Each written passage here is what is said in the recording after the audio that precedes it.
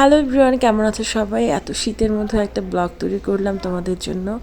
গতকালকে এত ঠান্ডা পড়ছিল, তো বাট তারপরও আমরা প্ল্যান করে একটু বেরিয়েছিলাম, যেহেতু কালকে বছরের শেষ দিন ছিল। তো হঠাৎ করে আমি আর নুরাজের আব্বু চিন্তা করলাম যে আজকে দিনটাকে একটু হলে স্পেশাল করে রাখা যাক। এরপর ঝটপট জাস্ট 3-4টা সোয়েটার পরে বেরিয়ে গেলাম। অ্যান্ড বের হওয়ার আগে দেখো আমি কী করতেছিলাম। নুরাজের আব্বু গ্যারেজ থেকে গাড়ি বের করতে করতে আমাদের বাসার সামনে একটা ওভারব্রিজ আছে, আর ওইটার উপর বাদাম টানা বিক্রি করে। এটা আমার খুব ফেভারিট।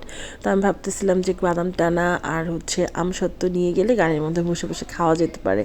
আর ঠান্ডার মধ্যে না কোনটা খেলে ভালো লাগবে ঠিক বুঝতে পারি না, তাই ভাবলাম এগুলোই নিয়ে নিই, রাস্তায় খাওয়া যাবে। আর এখানে দেখো আমার সাথে কে কে আছে। আমার নুরাজের আব্বু, আর আমাদের টাঙ্গাইল থেকে আমার মামাতো বোন আসছে, আদ্রি, আমার ছোট বোন। ও আসলে ভালোই হয়েছে, আমাদের সাথে জয়েন হয়েছে। তারপর আমার নুরাজের আব্বু। অ্যান্ড এখানে দেখো নুরাজ বাবু এমন মুখ তেড়াবেড়া করে রাখতেছে, ওকে আমি বারবার বলতেছিলাম সুন্দর করে একটা হাই দিয়ে দাও, না সে আমাকে ভেঙাচ্ছে জাস্ট। ও এমনই, ও ব্লগের সময় একটু মুখ তেড়াবেড়া করবেই। আর এই দেখো আমার পোটলা থেকে আমি কী বের করতেছি। আমি যে রাস্তা থেকে কিনছি বাদাম টানা, সেটা এখন বসে বসে খাবো, আর আমসত্ত্ব। তা আমি তো খাচ্ছি, সাথে ওদের সবাইকে একটু একটু করে অফার করতেছিলাম। হ্যাঁ, আমার বোনও খাবে আমার সাথে। তারপর আমার জামাইকে আমি ছিঁড়ে খাওয়াই দিচ্ছিলাম। সত্যি আমসত্ত্বটা খুবই মজা লাগতেছিল, বিকজ এটার মধ্যে একটু বিট লবণ দিয়ে দিছিলো। আর শীতের মধ্যে সত্যি এটা খুব ইউনিক একটা খাবার মনে হচ্ছিল। আমি জানি না আমার মতো তোমরা কে কে পছন্দ করো। আর মনে হচ্ছিল যে এই শীতের মধ্যে একটু চা কফি নিয়ে বেরোলে আরও ভালো হতো। আর এখন আমি বাদাম টানাটা বের করতেছিলাম, এখন পিছনে পাস করে দিয়ে দিলাম। আর আজকে আমি কয়টা ড্রেস পরছি সেটা এখন বলি। প্রথমে আজকে আমি শাওয়ার নিয়েছিলাম, অ্যান্ড শাওয়ার নেওয়ার পর একটু উলের টাইপের একটা সালোয়ার কামিজ পরছি, মোটা কাপড়ের। তারপর নিচে একটা টাইস পরছি, তার উপর একটা ট্রাউজার পরছি, ঠিক আছে? সেটা নিচের পার্ট চলে গেল।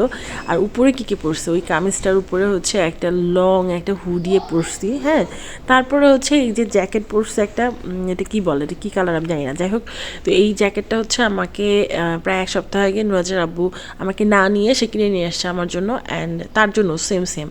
হ্যাঁ, তো আমাদের প্ল্যান ছিল যে আমরা একসাথে কোথাও একটা পরে বেরোবো, বাট আজকে ব্যাড লাক, বিকজ আমার জামা একটা ধুয়ে দেওয়া হয়েছে, যার কারণে আমার জামা একটা অন্য কালার পরছে, আমি তার পছন্দেরটা পরছি। অ্যান্ড আমার আজকে সত্যি এই জ্যাকেটটা পরে খুব ভালো লাগতেছিল, বিকজ আমাকে কেমন যেন, আমার কালেকশনে এরকম জ্যাকেট ছিল না।